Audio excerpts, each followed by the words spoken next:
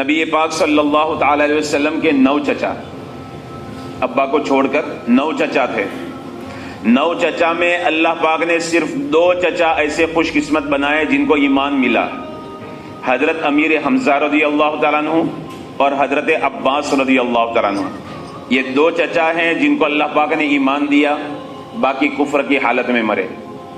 پھر حضرت نبی پاک صلی اللہ تعالی علیہ وسلم کی 7 پھوپھیاں، اس میں صرف ایک کو ایمان ملا، حضرت صفیہ رضی اللہ تعالیٰ عنہ، باقی سب کفر کی حالت میں گئی۔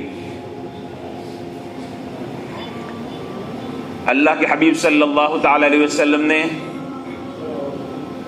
ایک مرتبہ حضرت فاطمہ الزہرا رضی اللہ تعالیٰ عنہ سے اپنی لاڈلی بیٹی سے فرمایا، بیٹی جتنا مال چاہیے میرے پاس ہے، مانگ لے دے دوں گا، لیکن بیٹی اس گمان میں نہ رہنا کہ کل قیامت کے دن تیرا باپ تیرے حق میں کچھ کام آ سکے گا۔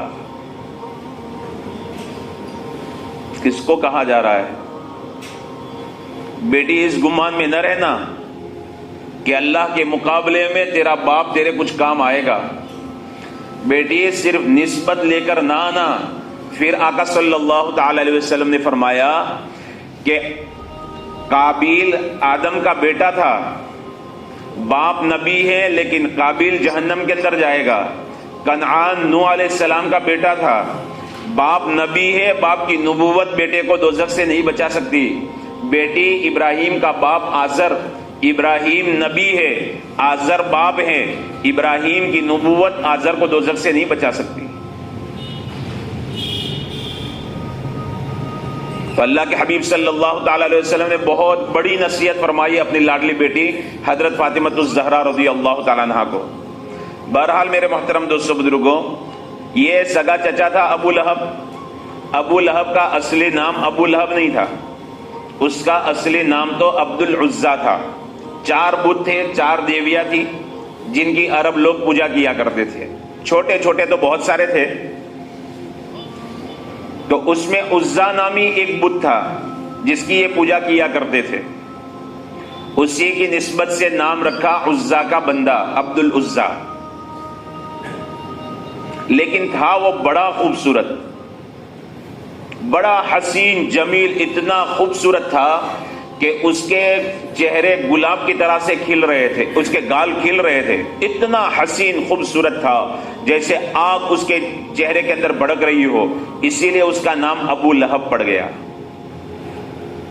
حسین خوبصورت تھا، لیکن حضرت نبی پاک صلی اللہ تعالی علیہ وسلم کے ساتھ دشمنی کی ابتدا اس نے کی، اور صرف ابتدا کر کے رکا نہیں۔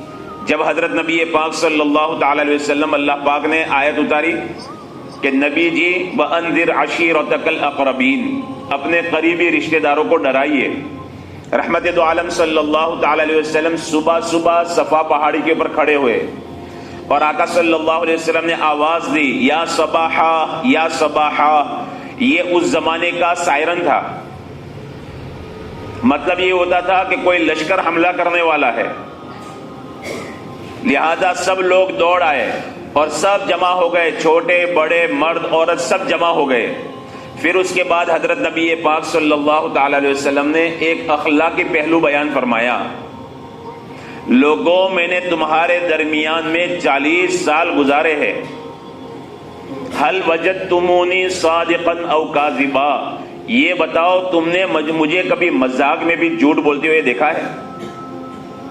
سارے کافروں نے کہا آپ نے کبھی بھی جھوٹ نہیں بولا، آپ نے ہمیشہ سچ بولا ہے، کیا کہنا چاہتے ہیں؟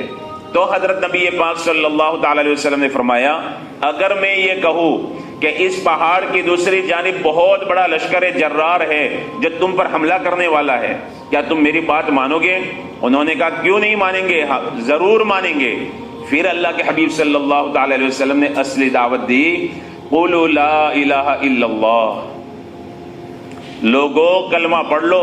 ایک بھیانک عذاب سے میں ڈرانے کے لیے تم کو یہاں پر جمع کر کے کھڑا ہوں اور تم کو ڈرا رہا ہوں، ایک بھیانک عذاب آنے والا ہے، اللہ کا عذاب ہے، کلمہ پڑھ لو گے بچ جاؤ گے، اور اگر کلمہ نہ پڑھا تو پھر کیا ہوگا کہ وہ دردناک عذاب تمہیں آ گرے گا۔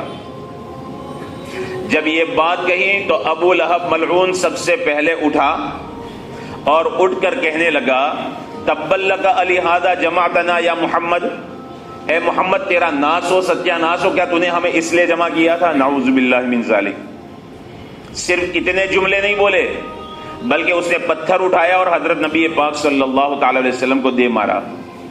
یہ پہلا بدبخت ہے جس نے حضرت نبی پاک صلی اللہ علیہ وسلم پر حملہ فرمایا۔ اللہ رب العزت اپنے پیاروں کا بدلہ ضرور لیتا ہے، چاہے وہ پیارا نبی ہو یا چاہے وہ پیارا ولی ہو، اللہ اپنے پیارے کا بدلہ ضرور لیتا ہے۔ قرآن کریم میں اللہ پاک نے جگہ جگہ پر وہ لفظ استعمال کیے، جیسے یہاں پر اس بدبخت نے یوں کہا تبا لک الہذا جمعتنا، اللہ پاک نے وہی الفاظ نقل فرمائے اور قرآن کریم کی صورت اتار دی تبت یدا ابی لہب وتب۔ محمد صلی اللہ علیہ وسلم ہلاک ہونے والے نہیں ہیں، ان کا برا ہونے والا نہیں ہے، وہ تو ہمارے لاڈلے نبی ہے، برا تیرے ساتھ ہوگا، ہلاک تو ہوگا۔ وہی الفاظ اللہ رب العزت نے استعمال فرمائے۔ پھر جب نبیوں کا مذاق اڑایا جاتا تھا، نبیوں کا مذاق اڑایا جاتا تھا اور وہ لوگ کہتے تھے کہ ہم لوگوں کے ساتھ، مسلمانوں کے ساتھ کیوں ہیں؟ مسلمانوں کے ساتھ اس لیے تاکہ ان کے ساتھ دل لگی کرے، مذاق کرے۔ وَإِذَا خَلَوْا إِلَىٰ شَيَاطِينِهِمْ قَالُوا إِنَّا مَعَكُمْ إِنَّمَا نَحْنُ مُسْتَهْزِئُونَ، ہم تو صرف مذاق کرتے ہیں، مستہزئون استہزاء کرتے، مذاق کرتے۔ اللہ نے وہی لفظ استعمال کیا اللہ یستہزئ بہم، اللہ ان کے ساتھ مذاق کر رہا ہے۔ وہ یوں سمجھ رہے ہیں ہم دین کے آڑ کے اندر نبی اور نبی کے ماننے والوں کا مذاق اڑا رہے ہیں، حقیقت یہ ہے کہ مذاق ان کا اڑایا جا رہا ہے۔ جہاں مکر کی بات آئی کہ وہ نبی کے خلاف مکر کر رہے ہیں، ایمان والوں کے خلاف مکر کر رہے ہیں، وَمَكَرُوا وَمَكَرَ اللَّهُ، جہاں مکر کا لفظ استعمال کیا اللہ نے بھی مکر کا لفظ استعمال کیا۔ اللہ چال باز نہیں ہے، نعوذ باللہ، اللہ کو چال چلنے کی کیا ضرورت ہے؟ میرے اللہ کا تو حکم کافی ہے، لیکن اللہ نے وہی الفاظ استعمال کیے۔ اسی لیے حدیث شریف میں ہے کہ اللہ رب العزت فرماتے ہیں من عادى لي وليا فقد آذنته للحرب، جو میرے ولی کے ساتھ دوست کے ساتھ دشمنی رکھے، میری اس کے ساتھ جنگ کی تیاری اور جنگ کا اعلان ہے۔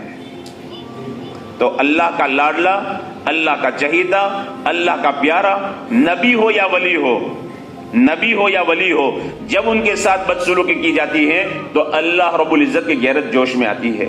اللہ رب العزت نے یہ سورت نازل فرمائی تبت یدا ابی لہب وتب۔ یہ اتنا بدبخت تھا، صرف اتنا ہی نہیں کہ میدان کے اندر پتھر مار کر چلا گیا اور معاملہ ختم ہو گیا، بلکہ حضرت نبی پاک صلی اللہ تعالی علیہ وسلم جب لوگوں کو دین کی دعوت دیتے، لوگوں کو اسلام کی دعوت دیتے، اور آقا صلی اللہ تعالی علیہ وسلم جب لوگوں کو سمجھاتے، وہ بدبخت پیچھے سے آقا صلی اللہ علیہ وسلم کو پتھر مارتا، آقا کی پنڈلیاں زخمی ہو جاتی۔ ہم نے تو صرف طائف کا سنا ہے، یہ بدبخت مکہ مکرمہ میں بھی حضرت نبی پاک صلی اللہ تعالی علیہ وسلم کو اس طرح سے تکلیف پہنچاتا، لیکن رحمت دو عالم صلی اللہ تعالی علیہ وسلم کبھی پلٹ کر نہ دیکھتے کہ مجھے پتھر مارنے والا کون ہے۔ آقا دعوت دیتے، دعوت دے کر جیسے خاموش ہوتے، پتھر پیچھے سے آتا، میرے محبوب نبی آگے بڑھتے، وہ بدبخت کہتا لوگوں اس کی بات نہ سننا، یہ پاگل ہے، یہ دیوانہ ہے۔ کیا گزرتی ہوگی دوستوں، ایک بار نہیں، دو بار نہیں، سالوں سال یہ معاملہ چلا۔ کب تک اللہ رب العزت ڈیل دیں گے؟ اللہ کا دستور ہے، اللہ پاک قرآن کریم کے اندر فرماتے وَأُمْلِي لَهُمْ، میں ظالموں کو ڈیل دیتا ہوں، میں کافروں کو ڈیل دیتا ہوں، میں نافرمانوں کو ڈیل دیتا ہوں۔ ایک وقت ہوتا ہے ڈیل دینے کا، جب ڈیل کا وقت پورا ہو جاتا ہے تو پھر ان قیدی متین، پھر اللہ کی پکڑ آتی ہے جو بڑی زبردست ہوتی ہے، پھر موقع نہیں ملتا، پھر بچنے کا کوئی چانس نہیں رہتا۔ بہرحال اس کو بھی اللہ تعالیٰ نے مہلت دی، کچھ عرصے کے لیے اللہ پاک نے مہلت دی۔ یہ اس طرح سے آقا صلی اللہ تعالی علیہ وسلم کو تکلیف پہنچا تھا۔ چچا ہے، اور وہ منظر یاد کیجئے دوستو، جب آقا دنیا میں آئے ہیں، ابا نہیں ہیں، تو چاچا تو باپ کے درجے میں ہوتا ہے، پیار ملنا چاہیے تھا، جیسے عبد مناف یعنی ابو طالب نے پیار دیا۔ ابو طالب کا اصلی نام عبد مناف تھا، ابو طالب نے پیار دیا، اگرچہ کلمہ نہیں پڑھا، مسلمان نہیں ہوا، لیکن پیار دیا۔ سہارا دیا، تسلی دی.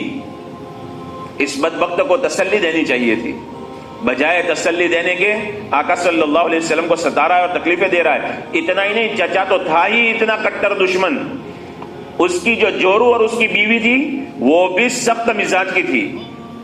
اس کا نام ام جمیل تھا، اصلی نام ام جمیل نہیں، اس کا نام عروہ یا عورہ تھا، دونوں میں سے ایک نام تھا. یہ کون تھی؟ یہ ابو سفیان کی بہن تھی، ابو سفیان کی بہن تھی.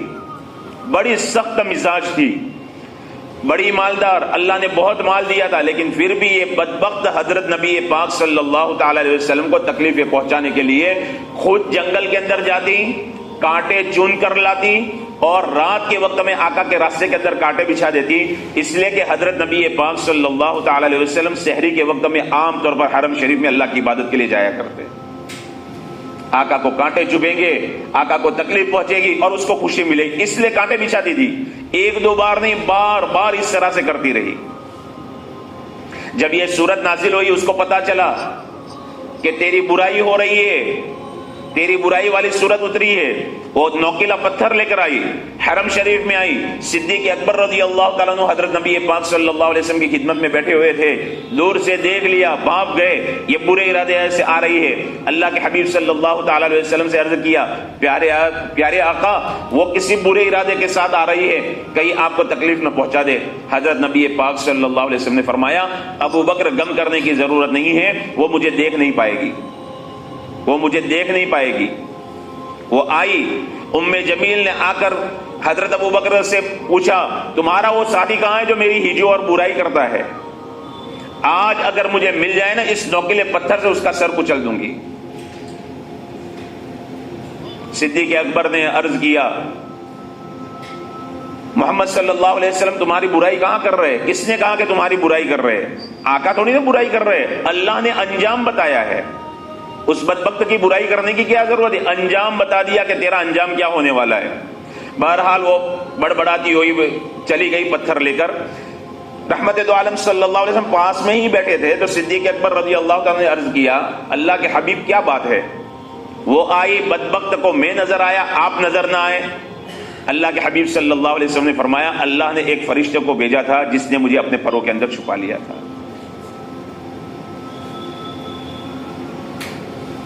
اسی کے بارے میں اللہ پاک نے یہ پوری سورت اتاری، تبت یدا ابی لہب وتب، ٹوٹ جائے ابو لہب کے ہاتھ اور وہ خود ہلاک ہو جائے. کیسے ہلاک ہوا؟ کتنا بڑا عبرت کا سامان ہے دوستو. کسی اللہ والے کے ساتھ، کسی ولی کے ساتھ دشمنی نہ کرنا، ہماری آخرت تباہ ہو جائے گی. یہ مردود غزوہ بدر میں شریک نہیں ہوا، اس کو ڈر تھا، اس کو یقین تھا کہ محمد عربی صلی اللہ تعالی علیہ وسلم جو فرماتے وہ بالکل سچ ہوتا ہے، اس لیے وہ نہیں نکلا. ایک بندے کے اوپر قرض تھا، اس کا 400 دینار اس زمانے کے قرض تھا، تو کہا کہ میرے بدلے میں تو جا، تیرا قرض جو ہے نا معاف ہے. یوں کر کے اس کو بھیجا. یہ بندہ بچا رہا، لیکن بچ تھوڑی نہ سکتا ہے. آدمی یوں سمجھتا ہے بچ گیا، لیکن اللہ نے اور کیا اس کے لیے انتظام کر کے رکھا ہے اس کو کیا پتا.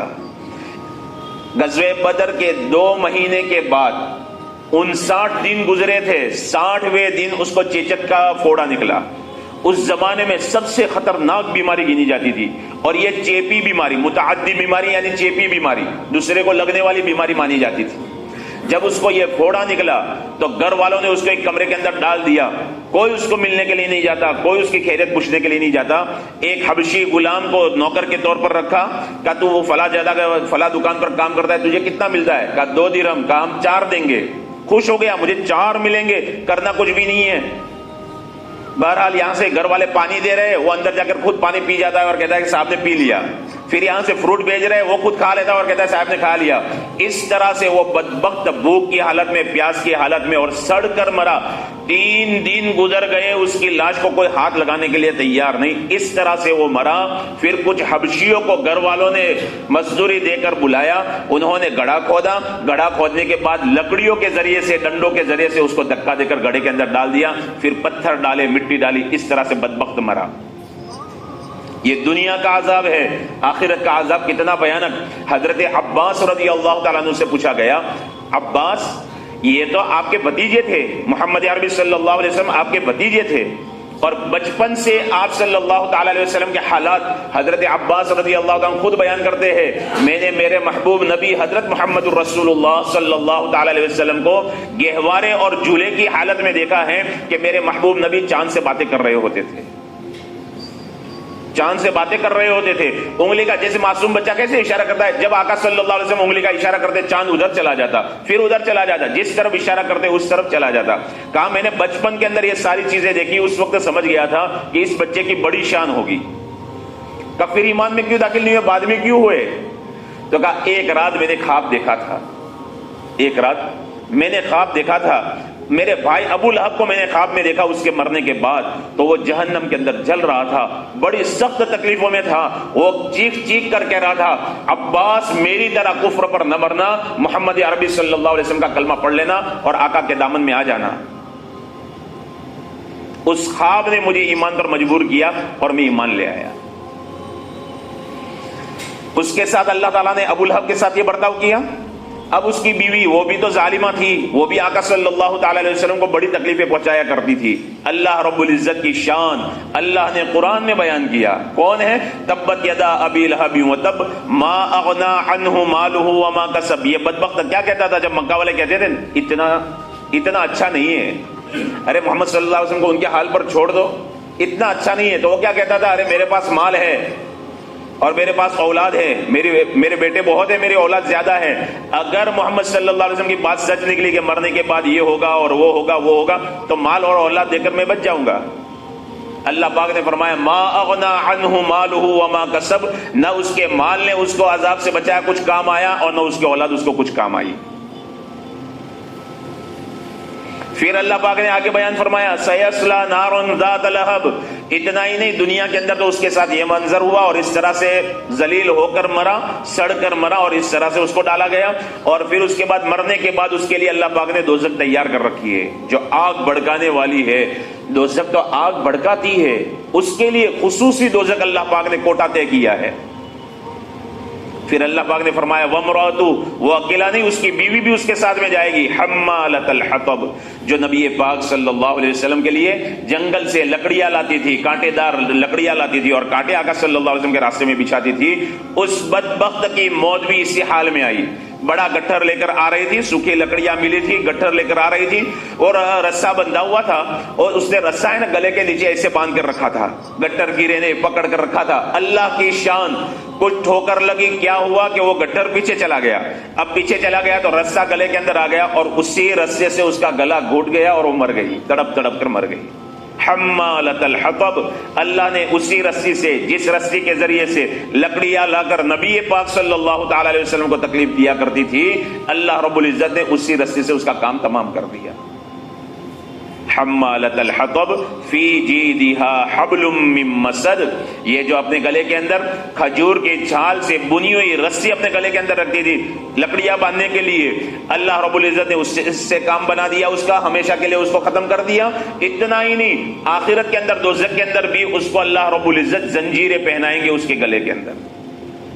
یہ بدبختوں کا حال ہوا۔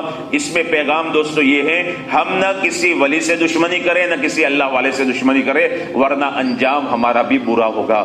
اس لیے میرے محترم دوستو بزرگوں، اس صورت کے اندر اللہ پاک پیغام یہ دیتے ہیں، دشمنوں کے ساتھ اللہ رب العزت خصوصی طور پر بدلہ لیتے ہیں، جو نبی کو تکلیف پہنچائے، جو ولی کو تکلیف پہنچائے، اللہ رب العزت ان کو چھوڑتا نہیں ہے۔ کفر اللہ کا گناہ ہے، شرک اللہ کا گناہ ہے، اللہ ڈیل دیتا ہے، اللہ ڈیل دیتا ہے۔ نمرود کو لمبی زندگی دی، فرعون کو لمبی زندگی دی، بادشاہی دی، لیکن جہاں اس نے موسیٰ علیہ السلام کو تکلیف پہنچائی اور نمرود نے جہاں ابراہیم علیہ السلام کو تکلیف پہنچائی، اللہ کی طرف سے کیا یہ بھی نظام چلا اور بدلے کا نظام چلا، اور اللہ رب العزت نے بدلہ لیا۔ کہ کس طرح سے بدلہ لیا؟ کہ نمرود کو ہلاک کیا جا رہا ہے ایک لنگڑے مچھر کے ذریعے سے۔ تجھے اتنا تکبر ہے، میرے خلیل کو آگ کے اندر ڈال رہا ہے، اللہ رب العزت نے لنگڑے مچھر کے ذریعے سے کام تمام کر دیا. لنگڑا مچھر ناک کے راستے سے اس کے سر کے اندر گھس گیا, دماغ کو کھا رہا ہے. کیا حال ہوا ہوگا ہم سوچ نہیں سکتے دوستو. وہ بار بار سر کے اوپر ہاتھ مار رہا ہے, چین نہیں آ رہا. جب تک مارتا ہے تب تک مچھر رک جاتا ہے, پھر کاٹنا شروع کر دیتا ہے. تو پھر وزیروں کو کہا چپل مارو, چپل مارے جا رہے. اسی کے اندر اس کا بیجا پھٹ گیا اور مر گیا. مردود کو اللہ نے اس طرح سے ہلاک کیا. فرعون کو گمنڈ تھا, میں بڑا مالک ہوں, میرے پاس نہریں ہیں, میرے پاس یہ ہے. اللہ نے قرآن کریم کے اندر بیان کیا ہے کہ لوگوں کو وہ کیا کہتا تھا, جس کو بولنا نہیں آتا, جس کی زبان میں لکنت ہے, کیا اس کی مانو گے یا اس کی مانو گے جس کے پاس بادشاہ ہے اور جس کے پاس نہریں ہیں. اللہ نے ایک نہر کی کھاڑی کے اندر ڈوبا کر دکھا دیا, اچھا یہ نہر تیری ہے, اب بچ کر دکھا. اللہ نے ڈوبا کر دکھا دیا. بہرحال اللہ رب العزت جب کوئی بندہ نبی کے مقابلے میں آتا ہے, ولی کے مقابلے میں آتا ہے, تو اللہ تعالیٰ اس طرح سے ہلاک کر دیتے ہیں. اس صورت کے اندر ہمارے لیے پیغام ہے. اس لیے میرے محترم دوستو بزرگوں, ہمیں آقا صلی اللہ تعالی علیہ وسلم کی شریعت اور سنت کے اوپر عمل کرنا ہے. ہر سنت کو سنت سمجھ کر کرنا ہے. یہ میرے محبوب نبی کی سنت ہے. ہم سنتوں کو ہلکا سمجھتے, سنت ہی تو ہے, فرض تو نہیں ہے. یہ ہمارے اللہ کی نگاہ سے گرنے کی علامت ہے. اللہ کی نگاہ میں ہم اس وقت جچیں گے اور اللہ کی نگاہ میں ہمارا مقام اس وقت بنے گا جب سنتوں پر عمل کرنے والے بنیں گے. جیسے صحابہ کرام رضوان اللہ علیہم اجمعین ایک ایک سنت کے اوپر کیسے عمل کر کے دکھلا کر گئے اور کیسا عمل کیا ہے کہ سامنے جیسا بھی مجمع ہو اس پرواہ نہیں کی ہے. میرے محبوب نبی کی سنت ہے, سنتوں میں عزت ہے. میرے آقا عزتوں والے, میرے آقا کے طریقے عزتوں والے, لہذا سنتوں پر عمل کریں گے. اللہ رب العزت ہمیں بھی عزتوں سے نوازیں گے اور عزت کی چوٹیوں کے اوپر بٹھائیں گے. اللہ رب العزت ہمیں سنتوں پر عمل کرنے کی توفیق عطا فرمائے. وآخر دعوانا الحمدللہ.